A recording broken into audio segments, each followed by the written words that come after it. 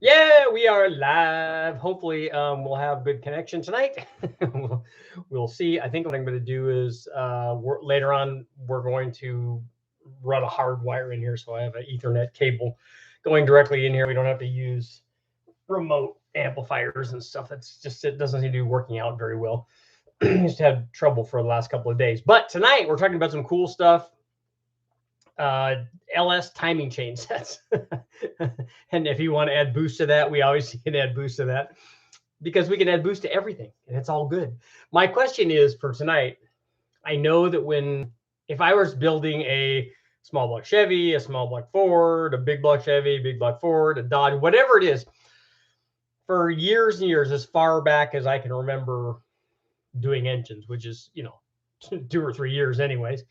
Um, the go-to thing always when you're doing a buildup, one of the things that you list, you back in the day you had LT1 pink rods and JE pistons or whatever, but you also always had a double roller timing chain because if you're going to upgrade especially back when they were doing the fiber, if you guys remember some of the fiber timing chains, they were just awful. That stuff would break off. As a matter of fact, brother my older brother's first car had a 67 Firebird with a 350 Pontiac motor in it.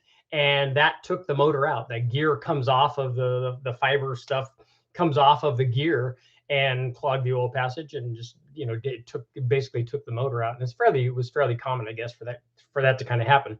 But upgrading from the single roller factory style chains to a double roller meant that you had more strength and, you could get really crazy. Obviously, you can go to a Pete Jackson gear drive. So if you want to have the blower noise, but without the blower power, you could put a gear drive in it. And a lot of guys did. They wanted to drive around and you could definitely hear it. I mean, the gear on gear noise was to some people a lot. It was music to their ears. To others, it was just like, why would you have blower noise if you don't have the boost? So you get to pick which side you're on. But the double roller timing chain, same kind of thing. Obviously, the goal was to have if you ever saw some of the factory changes, especially really high mileage ones on any of these applications, a lot of chain slop. they they would stretch out. The double roller timing chains would last longer. They were truer. They were tighter. They were all around just kind of better. So in any kind of performance buildup at all, even if you were just rebuilding your motor, that's something that you would spend a couple of extra dollars on by doing that. The interesting thing is I'm looking back at all of the LS that I've built and modified and done stuff to. I I think I can only remember putting a double roller timing chain one time.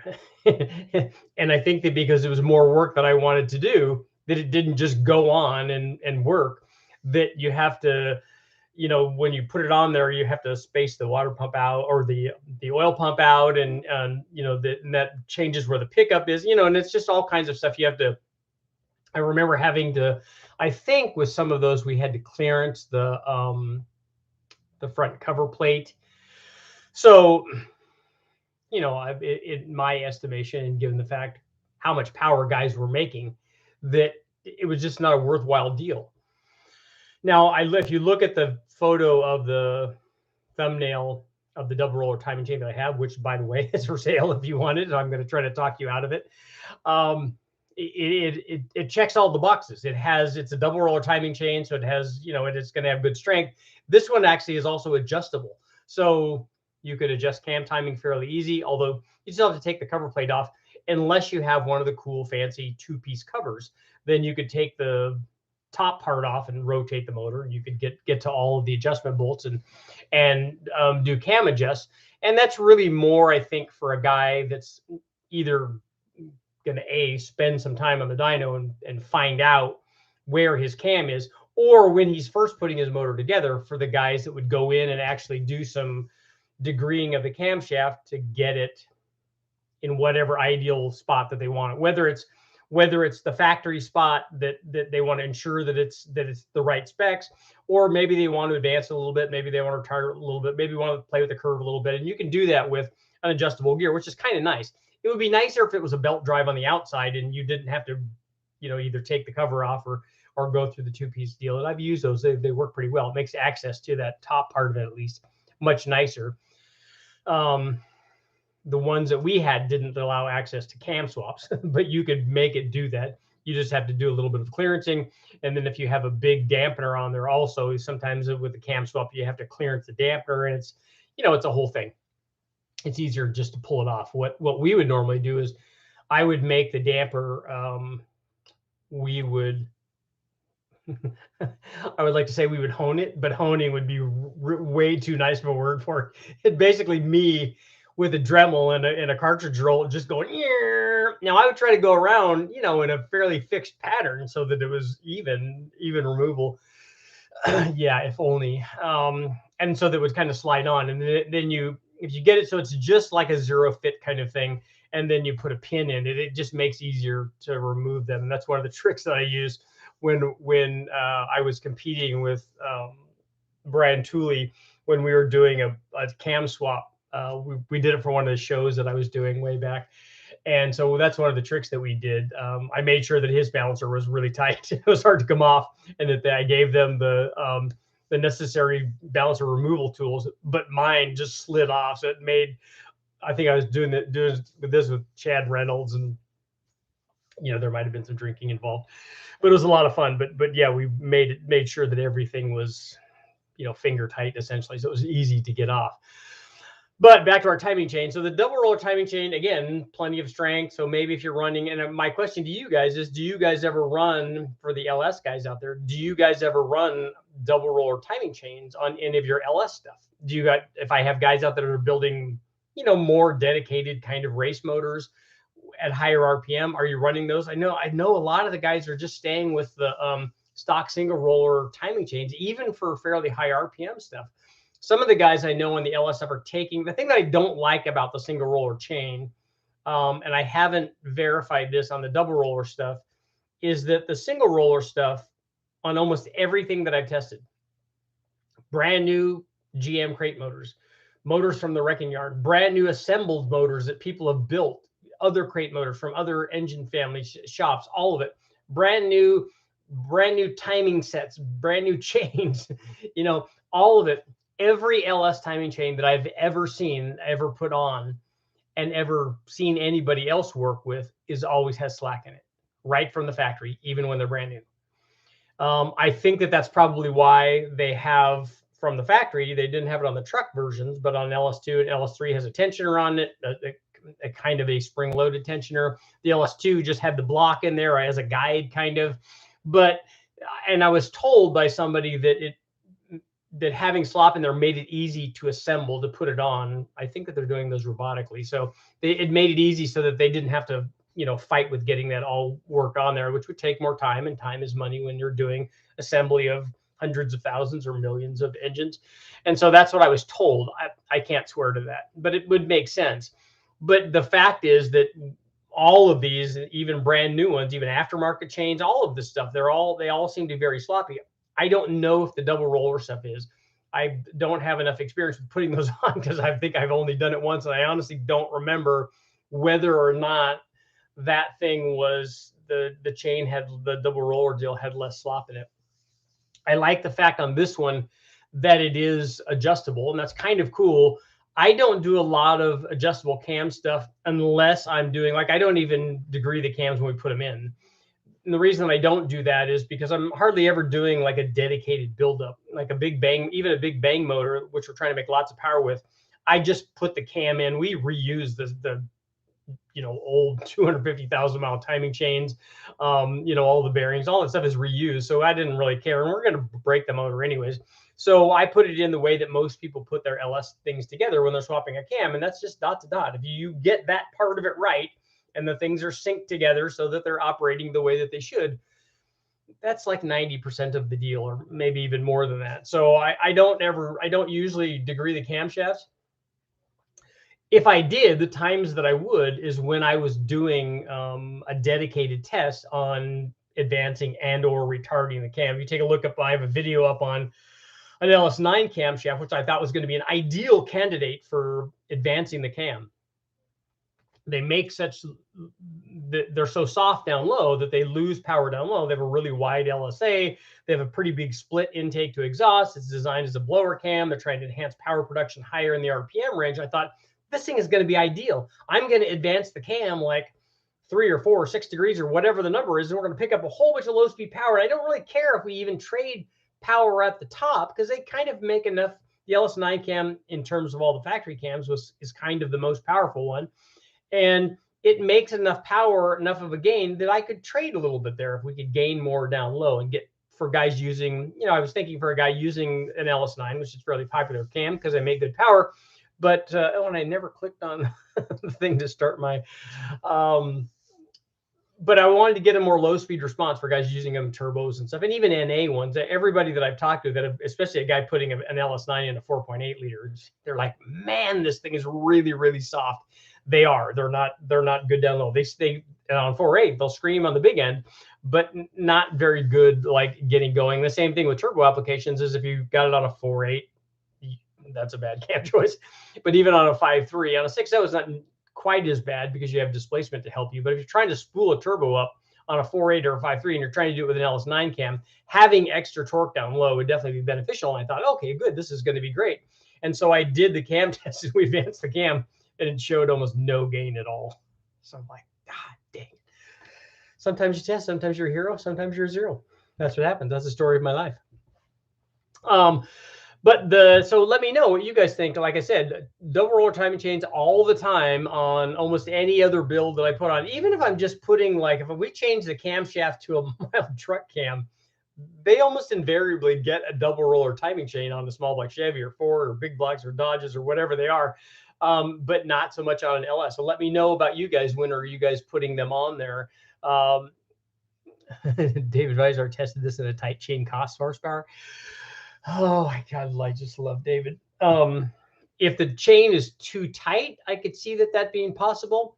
But if the chain is too loose, it's going to cost power because it's going to upset the cam timing. So if you get it so that it's right in the sweet spot, that's probably the best.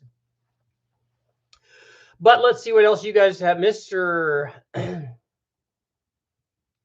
Alexius Jones. K-Tech C5R timing chain. Even those, we've tried those, and it's the same thing. Truth prevails. Hey, Richard, Devin here. You get the head. I sent you a message on Facebook, but not sure you've seen it. Is that the 2.2 liter head that you're talking about?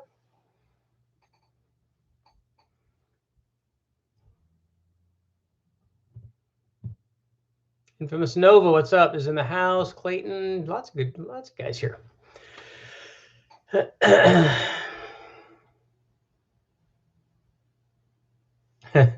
At least use a new stock chain on LS because they do break.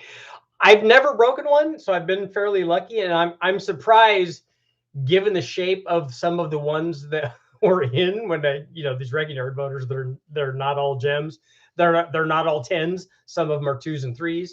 As was evidenced by the one that I had where the lifters rotated in the trays, because I think the tray thing is a combination of mileage and also heat, because I would imagine heat has got to deform those trays as well. But this one was so sloppy that not only would it not hold the lifters up when you rotated the cam to do a cam swap, which is not good, but also it was so sloppy that even the slots in it didn't hold the lifter in place. They would just, it would rotate. So it's not a good thing. We ended up fixing that. That was all okay. Okay.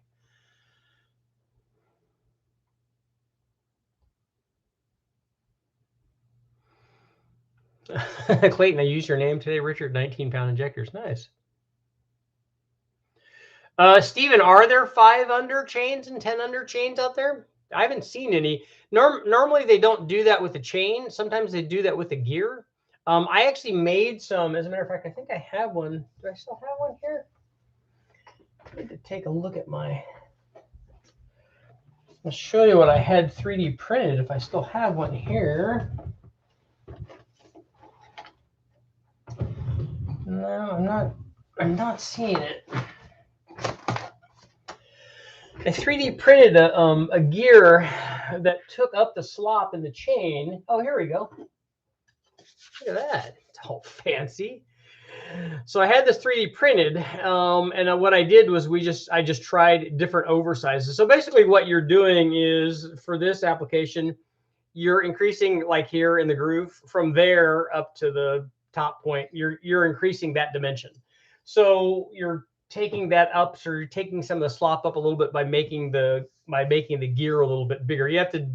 There's a sweet spot because if you make it too big, then it doesn't want to fit in the chain properly, and it grabs the chain. And so if you do a little bit on the bottom and a little bit on the top, seems to work out pretty well. As a matter of fact, I tried to get the guys at Brian Tooley to sell that because it would cure a problem that's definitely out there. Okay, so they make 5 and 10 gear sets. Okay, see that so the thing fixed itself.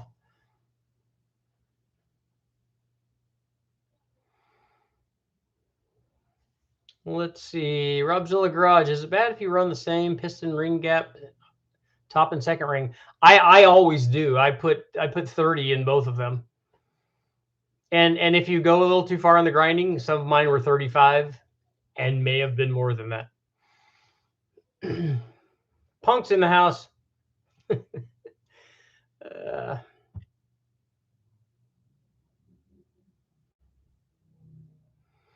Yeah, Nate. Kevin Stearns with Pacific Fabrication is pretty keen on the double roller timing set. I did one in a Vortec Max 6-liter AFM Delete. It was a pain clearancing the cover. I agree. It was a little bit of work. I mean, you kept having to put it on there and bolt it on, and you have to make sure that you bolt it on there, because when you bolt it on, it compresses the gasket a little bit. And if you're only talking about a few thousandths clearance, you want more than that.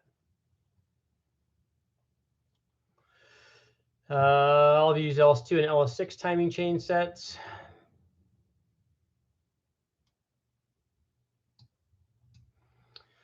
Andy's shout out to everyone. I just did a timing chain on a 2000. See, Gunther, I just did a timing chain on my 2007 5.3. I couldn't believe how tight it was at 200,000 miles, especially with me being.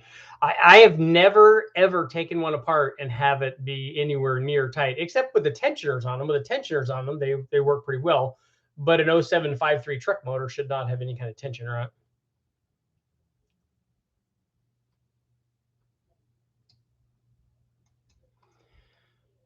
Definitely got to get a double roller. I would think freeing up, barring drag rotation assembly, would be good gains. I don't know that there's gains to be had there. I just think that if you get less stretch, the wherever you're running your cam is going to be true, and for a longer period of time. That's my guess. But there should theoretically be more frictional drag from a double roller than a single roller.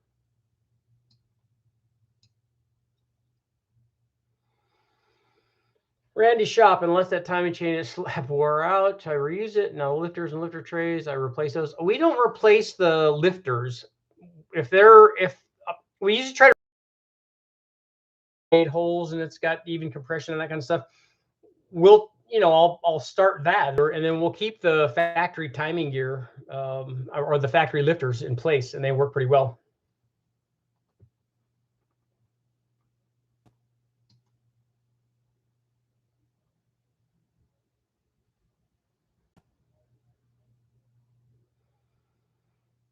Clayton Thomas, you're still here? Close and milling, make them. Okay.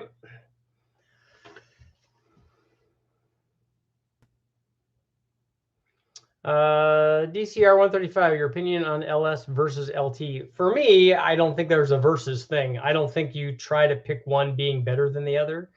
I think guys that have newer LT stuff, good for them. They got a new truck and it's got a good motor in it.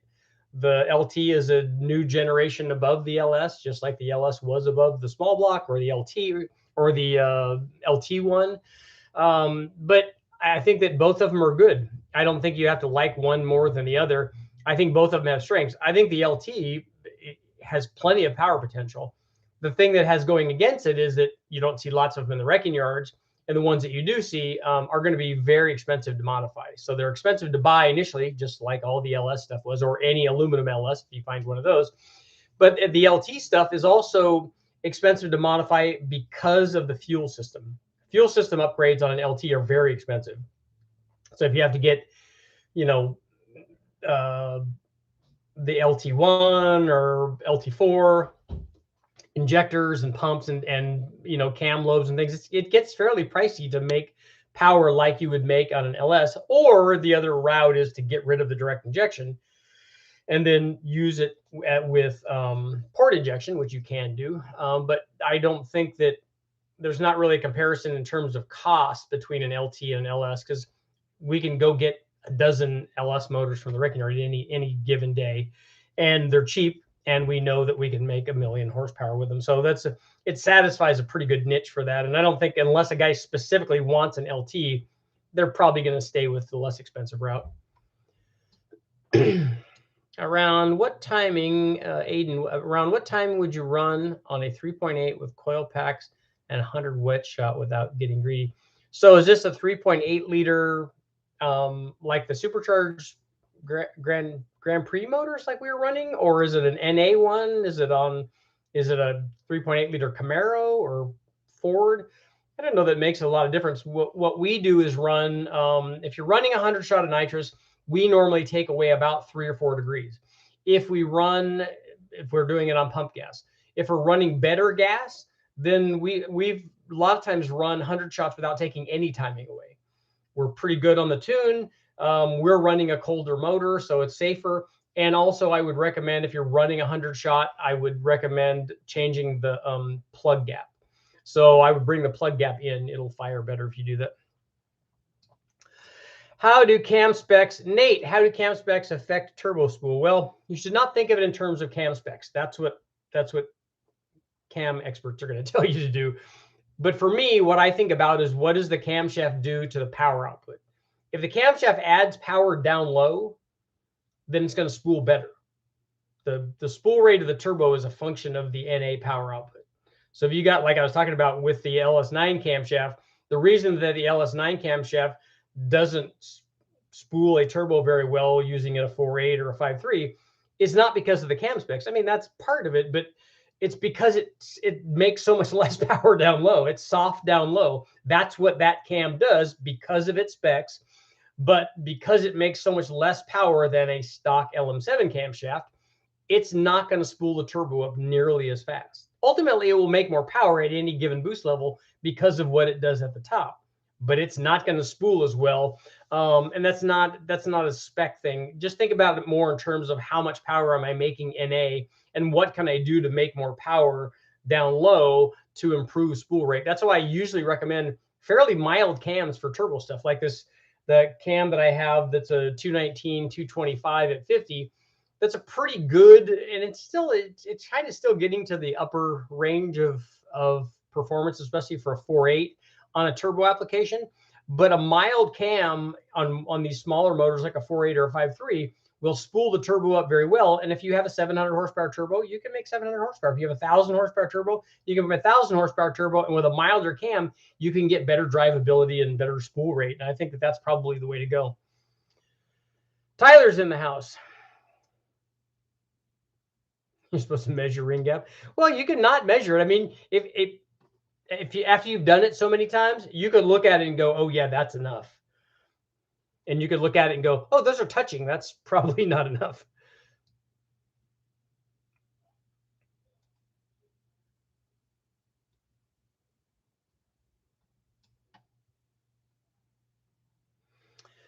Gunther, hey, Richard, have you messed around with any 4.7 cam swaps? Yes, I have. And the cam swaps are not done for power. It's actually done for vibration, which is why they changed which is why they have, the LS has the timing firing order that it has. It's not for power. It's actually because they were trying to focus in on specific NVH and harmonics in the motor.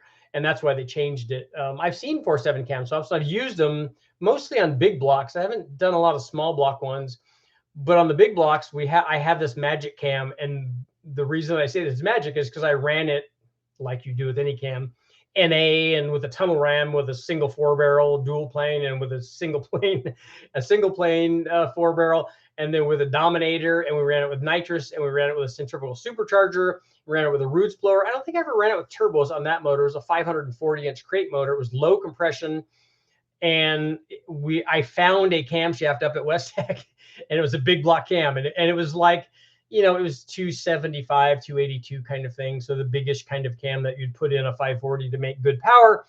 It was a 4.7 swap, but I didn't really care about that. But when we put it in, it made good power, and it worked on all these combinations. And it was a 4.7 swap. So whenever I would do stories on that, and because I haven't done a lot of videos, I don't think, on it, but whenever I do stories on it back in the day, people would say, oh yeah, it's that magic 4.7 cam swap. I'm like, you know what? If nobody told me that was a 4.7 cam swap, I wouldn't have even known. We would have just been trying to figure out why the thing was missing, because we didn't have the firing order right. But that's not why it made power. It made power because of the lift and duration and LSA and stuff. Be easy. Do Vortec heads really crack that bad? I see a lot of engines rolling around. I got some 062 heads for small block Chevy, and hopefully it doesn't crack. 200,000 mile. Honestly, there's two things. Some of the heads do crack. They run for a long time. They're in truck applications. They run very, very hot, and then they cool, and they, because they run in an abusive environment, they do crack. The good news is lots of crack heads running around out there. I have 706 heads that were cracked that ran forever. I have the heads that are on the 3800 supercharged motor cracked. They still work. The small block Vortec heads, I've run plenty of cracked heads. They still work. So, people don't, it's not ideal, but it still does work.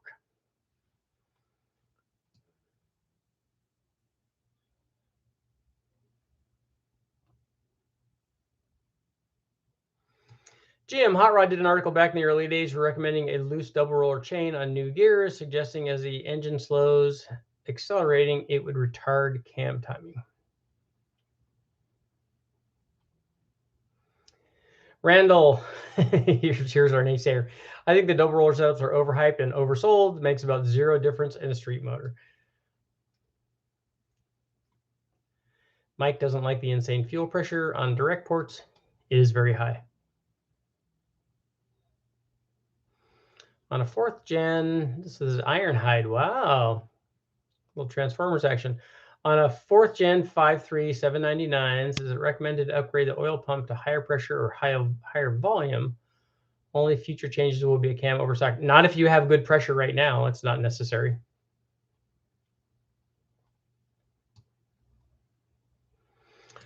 What about timing gears like an old small block Chevy? Well, that's what we were talking about. You can run double. I usually run double roller timing chains on small block stuff when we put it together.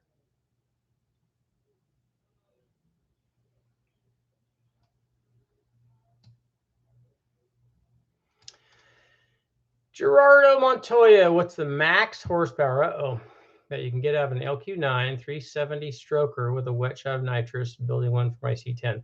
I don't know what max is. I don't know what you're doing to build it. I don't know what the combination is going to be. There are guys running. We've run 300 shots on stock junkyard motors, so you can do that as long as the tune is right, and probably a lot more than that. We were trying to get up to a 500 shot on the Big Bang deal, and I failed miserably at that. I honestly think that it would take it, though. Pete Jackson gear drive.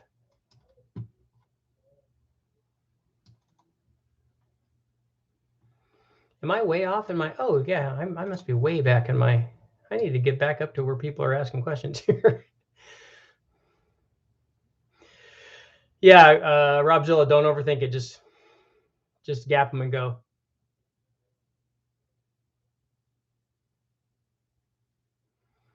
Nate, turbo cam specs on an agility racing application like autocross. In autocross, you just want, there's not a road racer autocross camshaft. You just need a cam that makes good average power production in the RPM range that you're running in. Nobody knows that until you go out and data log that and find out where you are in between all the turns and having to come off the turn and how much power you can put down. There's a lot of things going on there, but you want a cam that makes good average power. Some guys want high RPM stuff. For autocrossing, I would want not a high RPM cam. I would want more mid-range kind of stuff, because you're going to be coming out of slow speed corners, and you don't want to have to be wicked up all the time. I wish you would do a review. Kirk wants me to do a review of the 615-183 intake against the TVSS.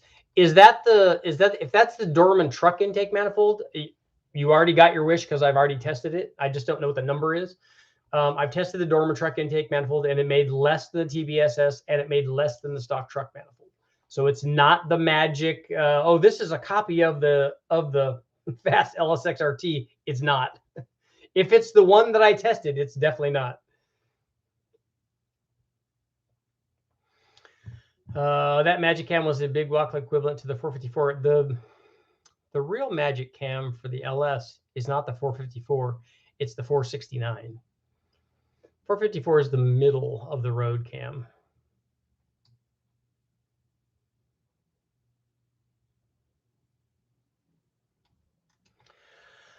Okay, hello. I had a question. I got an 03 LS 6 liter. Okay, an 03. Okay, so that's going to be a LQ4 or an LQ9, probably an LQ4. I need help on twin turbos, as you show on your channel. New subscribers, T4s are a good choice. Just tell me how much power you want to make, and I do need twins for what you're doing. A single turbo more than likely can do what you're doing, unless you're trying to make big bang kind of power. Then you can run two of them, or you can run two small ones and get 1,000 horsepower, or you can run one single and get 1,000.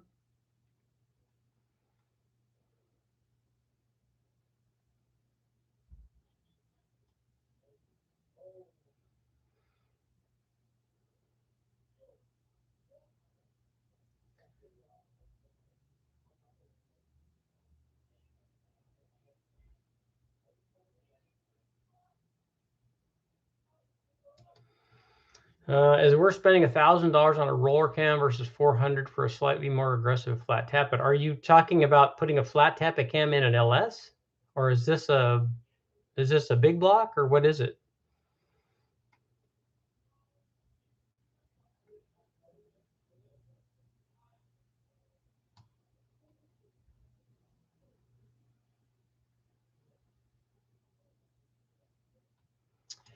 Kirk, ever doing reviews on PRC CNC heads? If those are Texas speed heads, then yes, I have. I believe that the LS cylinder head test that I did had some Texas speed heads.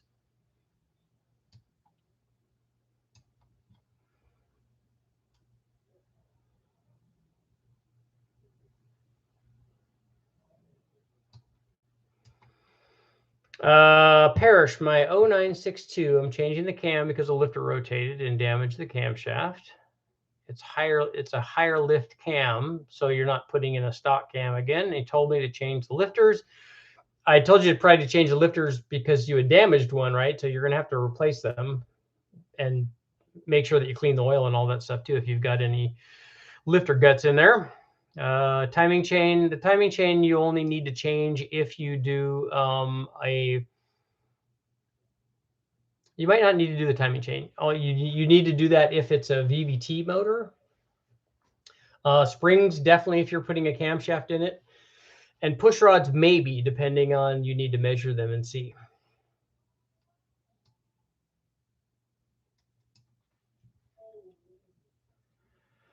Has anybody ever run a test to see if you actually lose power with a gear drive? I'd have to, I'd defer that to Freiberger. I'm sure that he has done that.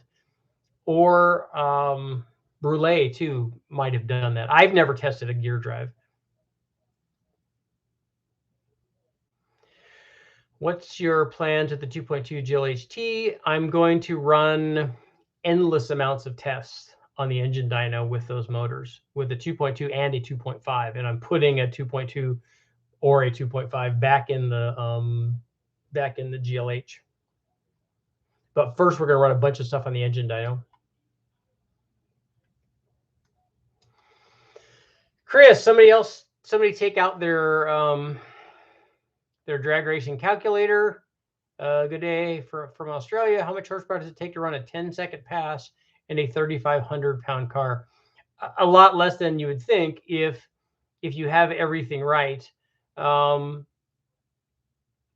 thinking that that's going to be like, I don't know, 550 at the tire or something.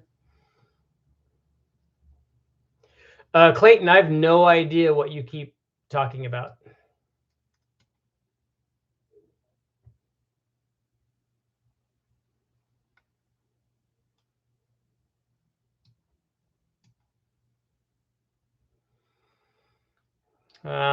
Edward, have you ever run the full Edelbrock Victor EFI setup on a small block Ford under boost?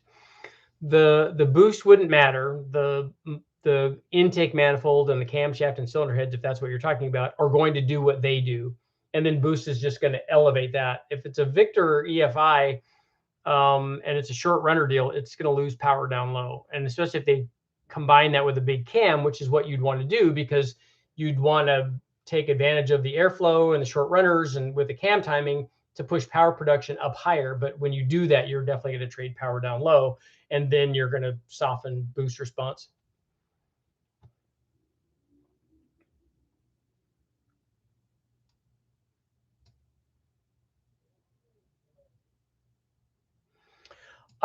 Truth, I don't know. I think that the cylinder head was sent to West Tech, and I'm not there yet.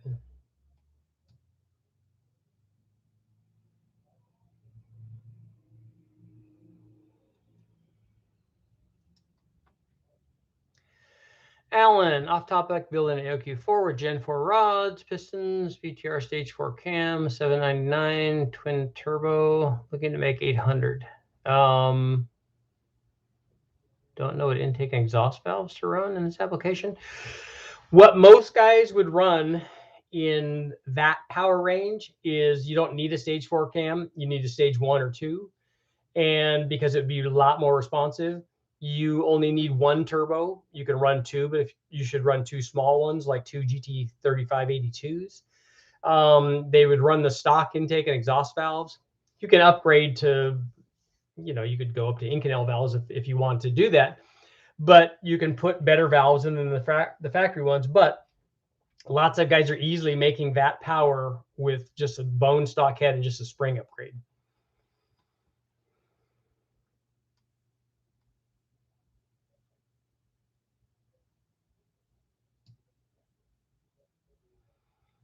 Nachos, all these comments about DI fuel pressure, you can tell these guys have never worked on a diesel engine. Why are you just saying that they run high pressure? We already know that. Robzilla Garage, do you gap the oil ring? I don't. I just look for a minimum. The oil ring hardly ever gets hot, so it's not, you don't have to worry about those touching together.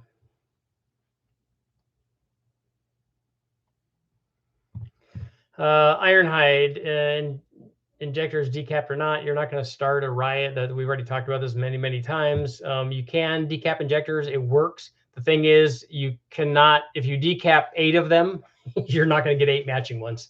You need to decap more than 8 and then flow test them all and then match them up, because after you cut the caps off, they're not going to flow the same.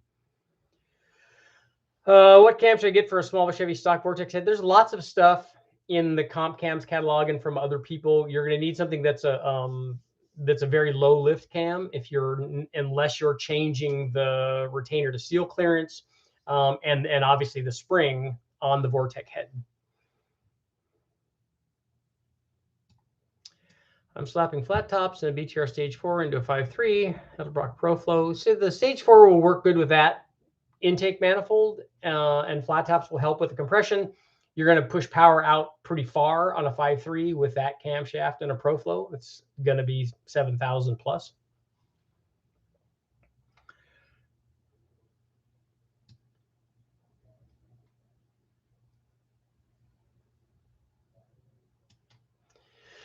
Jamie, I don't know the answer to that question. Maybe somebody else does. How much power will Aeromotive twin 340 pumps make on a turbo LS on E85 where they run out? You got a couple things there that are problematic. One is E85 is going to require a lot more fuel. We don't know what fuel pressure you're running that under. Are you boost referencing the regulator? Are the pumps having to work against a lot of like pressure? So if you're boost referencing the regulator and you're running 20 pounds and let's say you're starting at 40, most LS things start at 60. If you were starting at 60 and the fuel pressure that the pump has to feed is now 80 PSI to get a delta of 60, then you're talking about not very much flow rate from the pumps, because they don't flow very well at 80 PSI. you're much better off going with bigger injectors and less fuel pressure. It makes life easier on the pumps. And then you can get the fuel flow that you need, because that will artificially increase the flow rate of the pumps, whichever one you have. I have a single roller with 450 open pressure springs on a new motor I'm building. Yeah, I'm not too concerned with the spring pressure on the timing gear, if that's what you're talking about. BTR stage 4, should I do trunnions? I don't think trunnions are going to be a function of the camshaft that you're using. Trunnions for me is more of a function of how many miles your rockers have on them. A lot of the stuff that I get is 250 or more thousand miles on them. And if you look at the rockers, the cups are kind of worn out. They're all shiny and worn, you can see, and they're not in good shape. So the trunnions, they don't have an infinite life. So it's not a bad idea to upgrade them.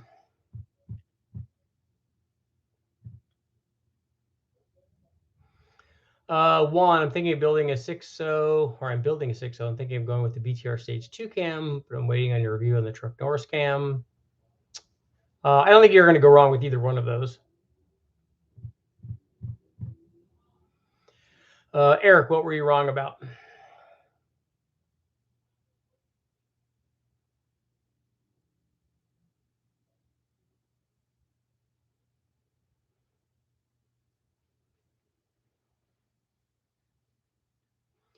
My old GLT runs low 10s and think hit a high 9 with a 2.5 and a neon head conversion. Oh, so it's a 4-valve head on it then, Truth?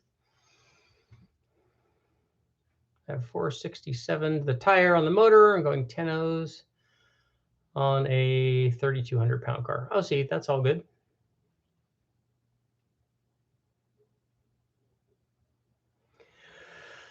D18 or 18351, ladies man. Richard, what are your thoughts on Vortec press and studs? I think that there's going to be a limit to how much spring pressure you could put in. Most of the mild cams I was talking about for a Vortec application are not going to have a problem with that, but it's pretty easy to drill and tap it for studs though.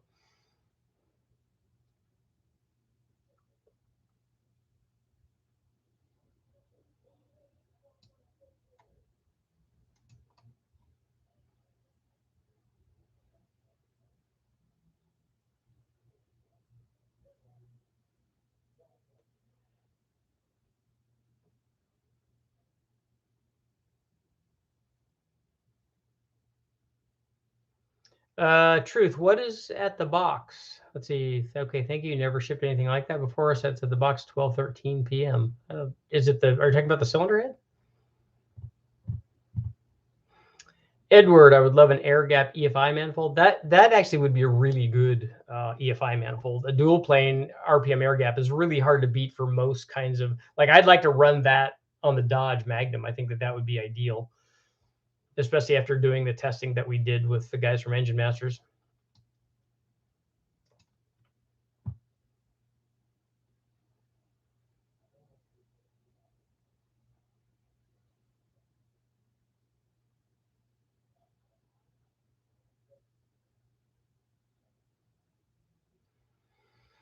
Nitrous application. This is one of those esoteric questions that are big intake, big exhaust cam, or small intake, big exhaust cam, which would be better. The camshaft that makes the most power is the one that you want. Forget about the nitrous. It has nothing to do with your cam choice. I know a lot of guys will tell you different, but if you have a camshaft if you have one of those camshafts and it makes more power NA, it's going to make more power when you add nitrous to it. So that's what you should do. Make lots of power, then add nitrous to it.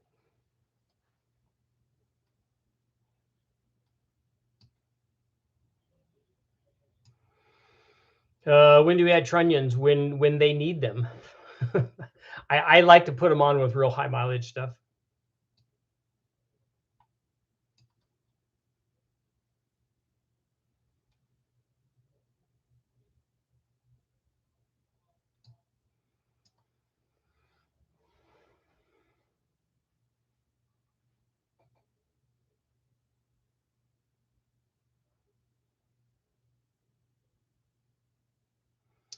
I think that if you're asking for my opinion on the BTR Truck Norris cam, I haven't dyno tested one of them, but I've seen all of Brian's data, and looks like a pretty impressive cam.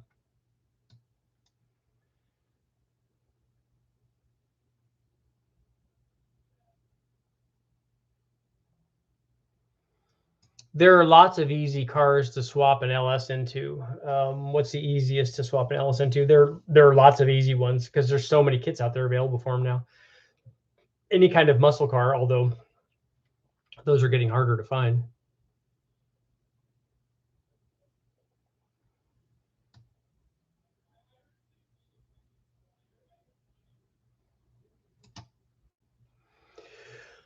Clayton, you need to settle down and relax. Otherwise, you're gone.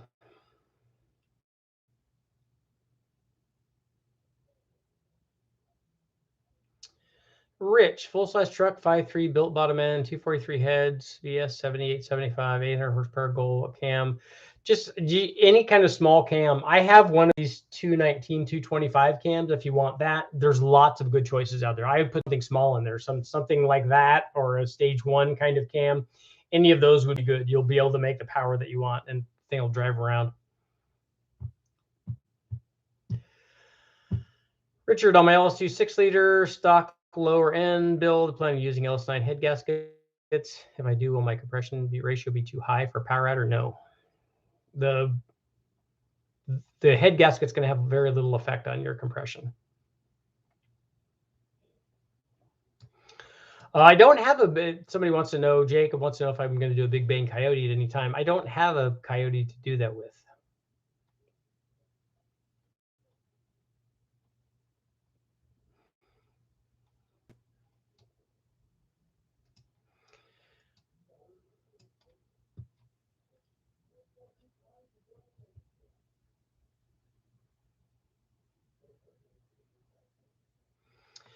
Rich, I have an 06 TBSS, and I'm putting a new 6-liter with an RPM stage 4 transmission. Try to get 500 to 550 horsepower NA.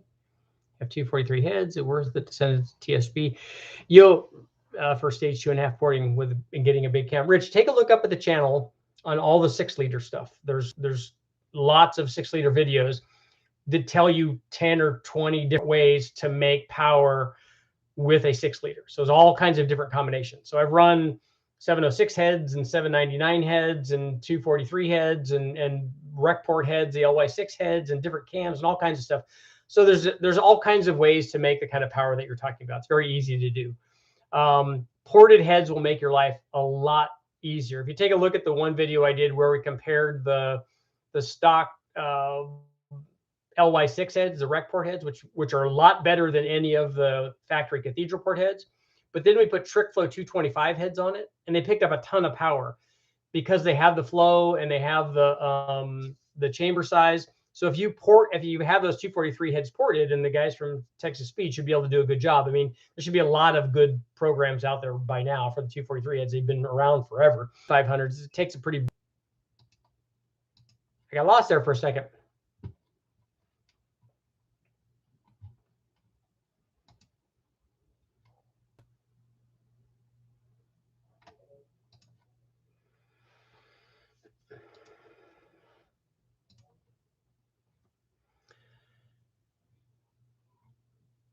What cam do you want for the Ford Anderson N41? That is a camshaft already, right?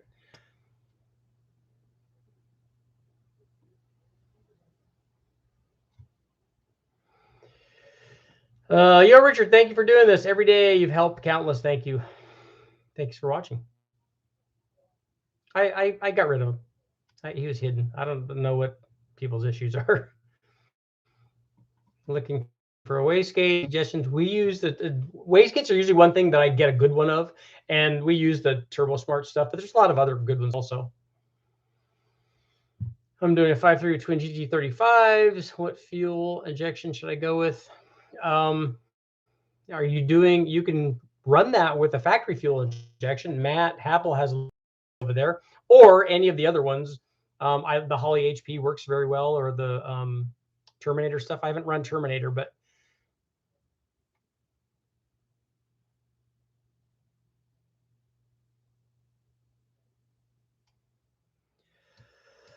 The man with a plan. What's a good split duration roller cam for a 351 Windsor, 20 over flat tops, 10.5 to 1, Victor Junior heads?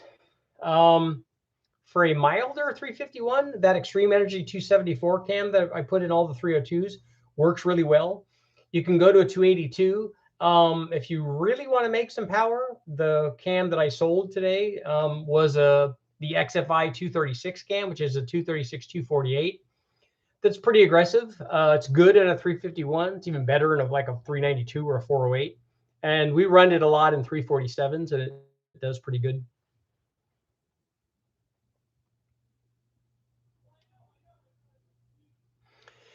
Is it better to use low stock oil pump or high volume? Let's see. Is it better to use low stock oil pump or high volume pump drain pan fast on street engine? I could see flow on drag engine. So I think what you're trying to say there is, should you use a standard volume or a high volume? And if you use a high volume, will it drain the pan? That's a potential on pans that don't have, when you have two things. One is a pan, you don't have enough capacity to go along with whatever the drain rate is of your engine. The Fords that's fairly common, especially on like a 5-quart pan. You use a high volume pump and you're at wide open throttle for a long period of time. The oil doesn't seem to want to drain down fast enough. So on an LS, I think that's less of an issue. But if you have enough oil pressure with a standard volume pump, I don't put high volume stuff on a lot of things unless we're running 2 turbos and we're getting some of the oil out into the turbos and stuff. So that's something to think about. But normally I would just go with a standard pump.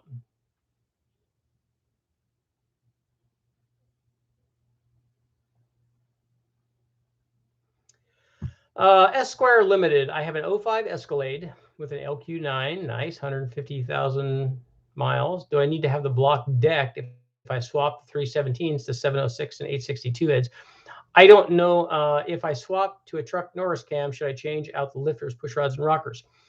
The answer to your first question is you don't need to do anything to the block to change over to the other heads. You can put the other heads on, the 706 or an 862 or a 799, whatever you want to put on there. The head swap's not going to matter. The 317s have a bigger chamber, but that's not going to affect the deck of the block. If you want to put a truck Norris cam in, if the lifters are still good, I would just use those. The push rods are only going to be, you'll have to check the length to see if you need to change them. I normally go with a hardened push rod. I've seen a lot of guys get away with the factory stuff.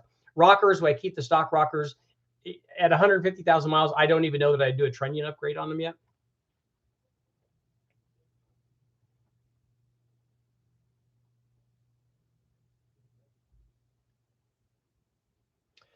Aaron, hey Richard, do you think stroking an LY6 into a 408 will cause bottom dead center issues with the piston skirt? On a 4-inch stroke, you're probably okay on the LY6 block. It's not ideal, but if you're going to run an NA motor and you want to make power because you want to be a stroker, if you're going boost, I wouldn't spend the money on a 408. I would spend the money on boost because you can make more than enough power, as we've shown with an LY6 with a stock displacement. If you want the 408 in there because you want more torque, that also works. And on a 4-inch stroke, you'll be fine. We've run those a lot.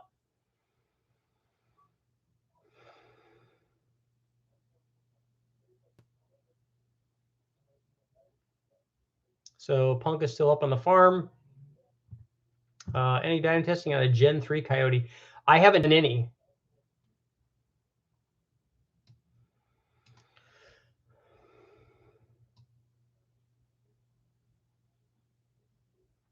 Mike, what boost level do you suggest head studs over stock torque to yield bolts?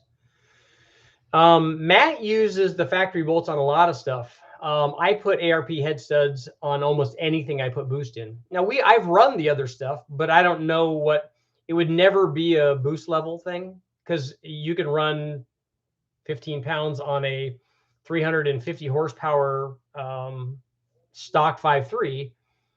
Or you could run 15 pounds on a modified motor that's starting out at 600 horsepower instead of 350, and you get a lot more power and a lot more cylinder pressure. So the boost has nothing to do with it. It would be more of a power output or a cylinder pressure deal. I like head studs, and I like the guys at ARP, and I think that they make a good product. you can get away with running boost on torque to yield bolts, but I don't know what that limit is.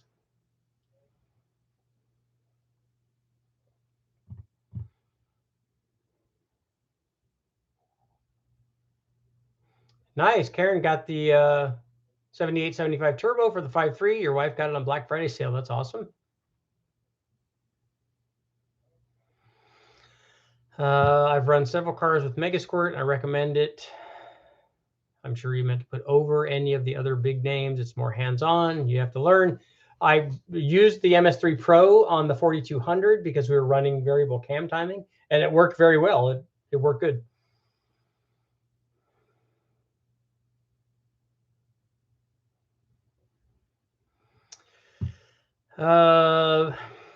Builds. What's up, Rich? What year 5.3 would be the best to start with a simple build? It doesn't matter, really. I want to turbo it and use it as a daily. The Gen 4 stuff is a little bit stronger, but if you're just going to turbo it and run whatever pounds of boost and it's going to be a daily driver, you're not going to get to the limit of either one of those. So it's not going to be a problem. So, you know, cam springs, head studs and head gaskets and boost, and you're on your way.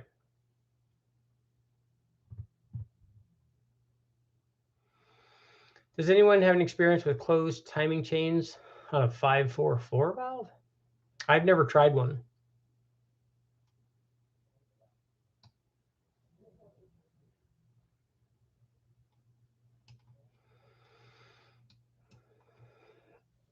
Is E85 good enrichment fuel for a nitrous? I've seen guys put different things in there. Most of the time they run race gas. You could do E85. If it's a 100 shot or something, we just use pump gas.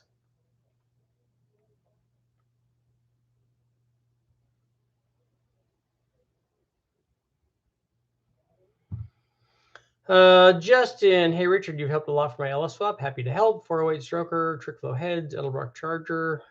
Do you know if the 595 lift 291, 295 are worse than the SS2 cam? I don't know which cam you're talking about there. Have you heard of two different pushrod lengths? Grabbing gears. Have you heard of two different pushrod lengths to clear up valve troy noise? Not talking about extreme different lengths. There's so much play in the factory lifter, in a factory standard travel lifter, that there would be no reason to have different pushrod lengths. What you want to do, they're going to be close anyway. If everything is factory, they're going to be close. And what you do, if you look at the video that I have up, you just measure down to 0 lash and find out how many turns it takes to basically bottom the rocker down into the rocker cup. And if it's a half a turn, that's fine. If it's 3/4, if it's 1, if it's 1 1/4, even up to maybe 1 1/2, all of that's fine, and it'll run just fine, and it won't make any noise. If it's 1/4 of a turn or no turns, you're going to have lash. If it's 2 turns, you're more than likely going to hang a valve open and it's not going to start.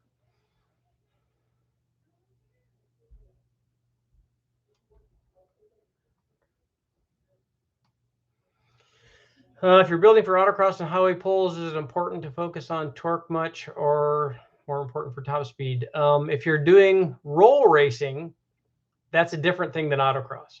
For roll racing, I might be more inclined to have more top end power and be in the right gear. For autocross, I think I would want more average power. You can do the same thing with both of them, especially if you have boost.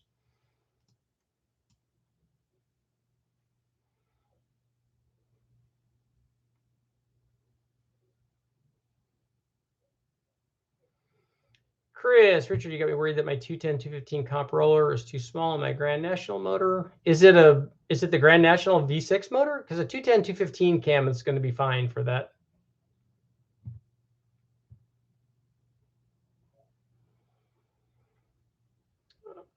Sessions. I've been at work way too long. I can't even say what I'm trying to say. I have a 5.3 LS with twin GT35s. Not sure what size fuel injectors I should run. I can't help you with the pump, but with the injectors, normally we're looking at something that's I don't know how much kind of power you're making. If 1,000 horsepower on like race gas is about an 80-pound injector. If you're trying to do it on an E85, then we would look at something that's 1,000 cc's, or you can even go up to 1,200 or 1,500 or something.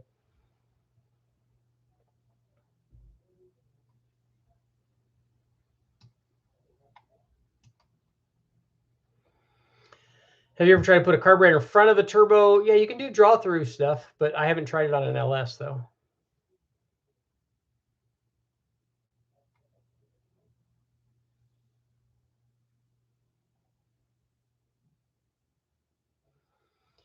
Rotary ray.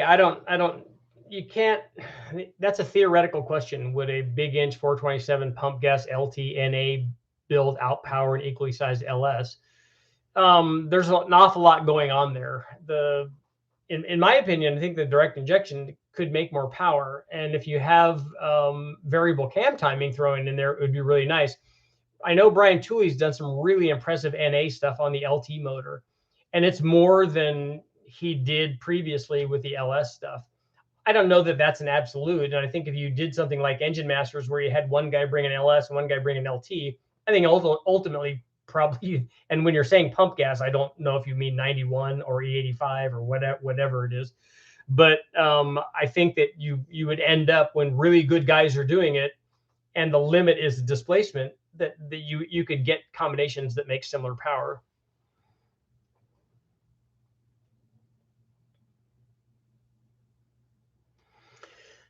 Jacob, I have an LT1 Trans Am. I bought a 117,000 mile LS1 and I've decided to stick with the LT. Would you want the LS1 to make a video on LS1s? I have, Westech actually has two LS1s. I appreciate the offer, but Westech has two of them. I've run lots of videos. In fact, the video that I'm working on right now is an LS1 video to show the modifications for the LS1, mostly for the Australian guys, because they seem to think that I've left out the original OG like LS1 motor, because it just was not as prevalent here. We only had it in a few applications, and they're wondering why everybody talks about 4.8s and 5.3s and 6.0s, because they built a bajillion trucks compared to a handful of Camaros and Corvettes and GTOs and stuff.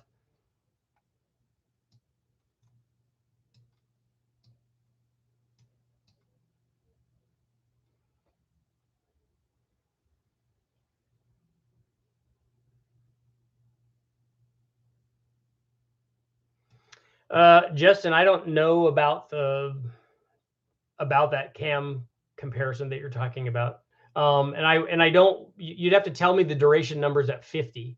I know what the sloppy stage 2 is, but I don't know what the other camshaft is. The advertised duration numbers don't work for me.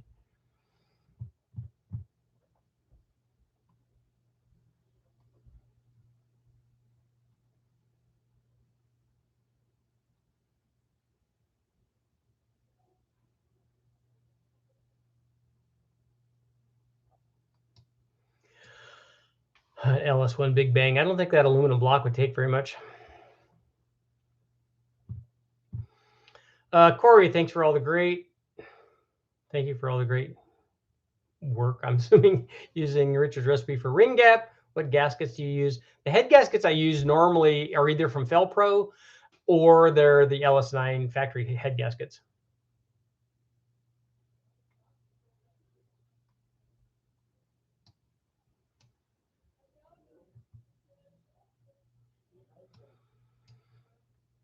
KD's got a stock 305 on 12.5 pounds, no gap. Yeah, it's not a boost number that causes the the ring gaps to go away.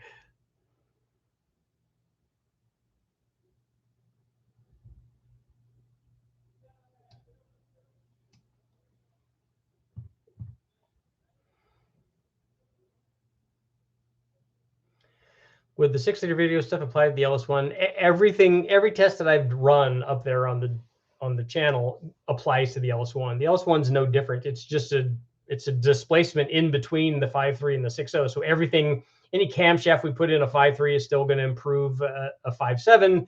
Any cylinder head that we did, any intake manifold, they're all going to work the same way. Double roller timing chains. I don't know. Yes or no? You answer us, Travis. Do you ever use them? I use them on all of the other engine families, but not so much on an LS.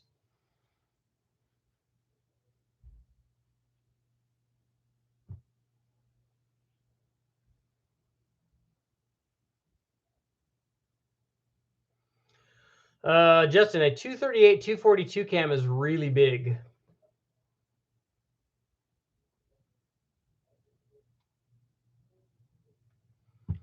Would it be worth anything to swap the 317 heads to 762 heads? Yeah, but I don't know if you're gonna like the you're gonna have to tune it, because I don't know if you're gonna like the detonation sensitivity on an LQ9.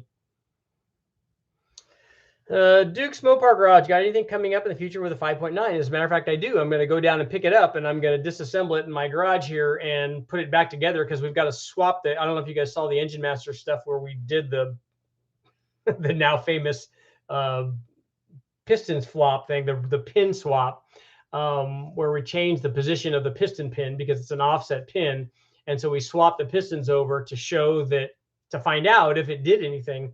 Because according to the Mopar manual, you know, it's this is an old like performance secret. Well, it did nothing.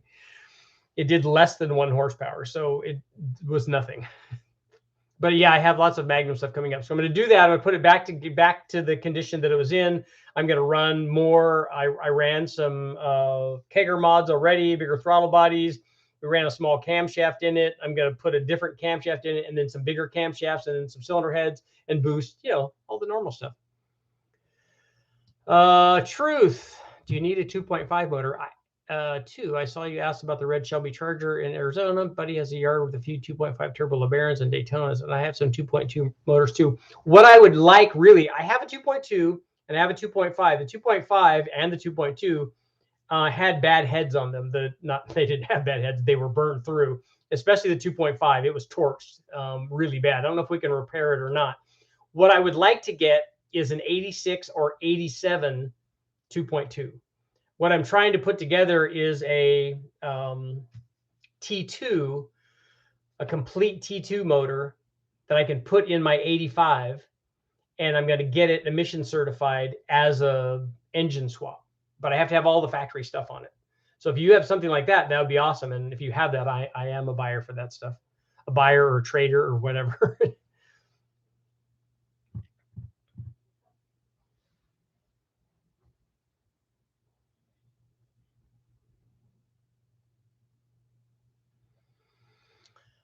Slayer of Souls, Richard, I've talked about my Vortec TBI small block upgrade. Went with a 268 cam, 479 lift, 479 480, 114 LSA, running a double roller timing chain. Is 10.5 to 1 too much? That's going to be an iron-headed motor, and I don't know how. Are you still running the throttle body injection on it? Because that's going to be kind of limiting.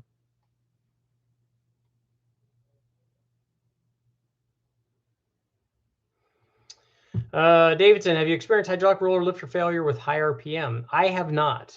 We've run hydraulic roller stuff above 8,000 on an LS and on a Ford, and we did that with short travel lifters, and it worked fine. I'm looking for a Fox body with no rust. I have one of those.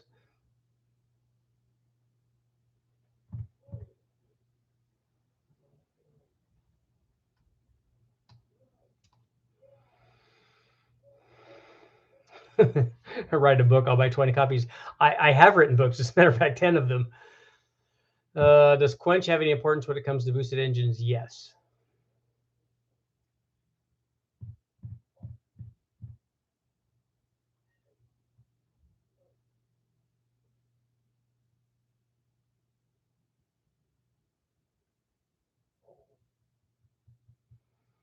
Brandon, 5.3 Summit Pro pistons, 9.8 to 1 H beams, Summit Pro 2, 234, 243. That's pretty big. Do you think it's too big? I have 60-pound injectors, 400 liter per hour, 243 heads, bigger valves, ported polished. Will that camshaft clear? Why does that seem big for a stage 2? I thought the stage 4 I had was near that. It's going to want to run fairly high RPM with that camshaft.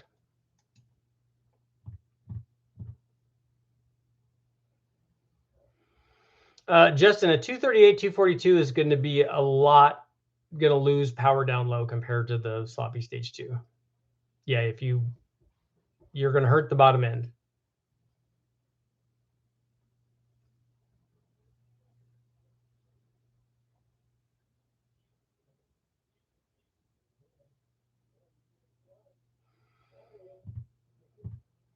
So 82 in circuit racing with LS engines using rev matching heel and toe downshifts, putting strain on single row chains leading to failures.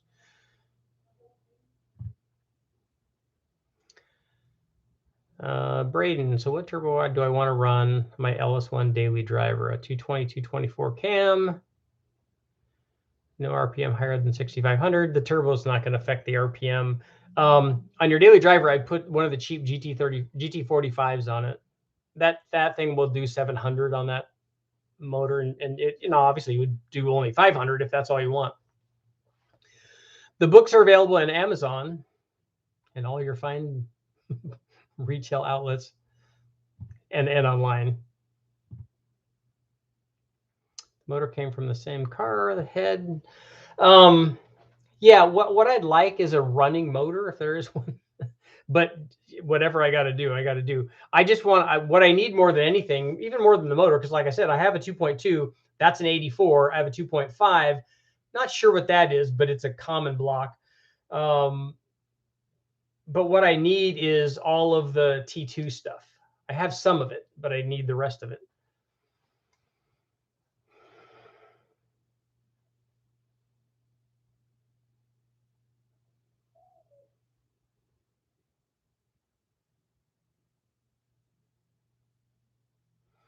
So Sean, you want to choppy idle, but you don't want to change valve springs and a converter, but you want to choppy idle. It's going to be a tough deal. Horsepower junkies, what's the ideal quench for a boosted engine? That's not something I can answer because that's a loaded question.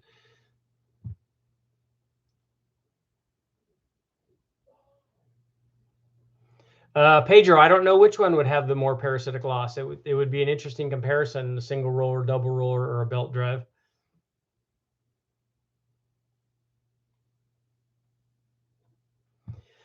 Travis, any information on, I've got to get going, guys. Any information on valve spring replacement intervals on the BTR Stage 4 LS3?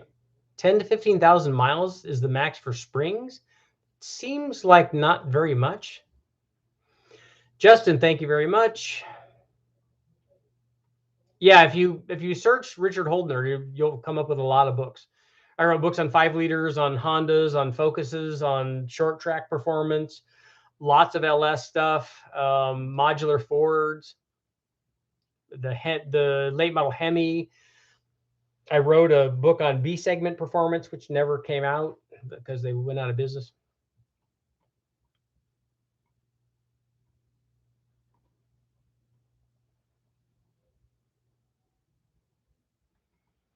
Okay, last question. Hi, Richard. Do you have a video on fuel and nitrous atomization for an MSD fast intake? I don't know what you'd mean by a video on atomization. If you're putting a plate in front of the throttle body, it's going to do what it does. And if you want to spray a 200 shot through a long runner manifold like that, I would not recommend it. If you're going to do that, spray only the nitrous through the plate and then get your fueling through your tuning through the injectors. Because the big problem is not the nitrous getting through there and finding where it needs to go, but the fuel that you have to add. And as you go up in power on the nitrous, you have to go up in fuel supply. And so trying to get the fuel through the convoluted designed to only flow air intake manifolds can be problematic. And it's not a big deal at 100 horsepower, and it might not even be at 150. But when you start stepping things up, I would recommend just spraying the nitrous on that plate and then adding fuel through the injectors. And on that note, I've got to go. Thank you guys for all for showing up. If anybody's interested in I'll put my email address down here. If anybody's interested in that timing gear setup, I just found it. It's just sitting on one of my shelves. But it's for sale because I know I'm not going to use it. It is double roller, double throwdown, adjustable, all of that stuff. I will see you guys all tomorrow.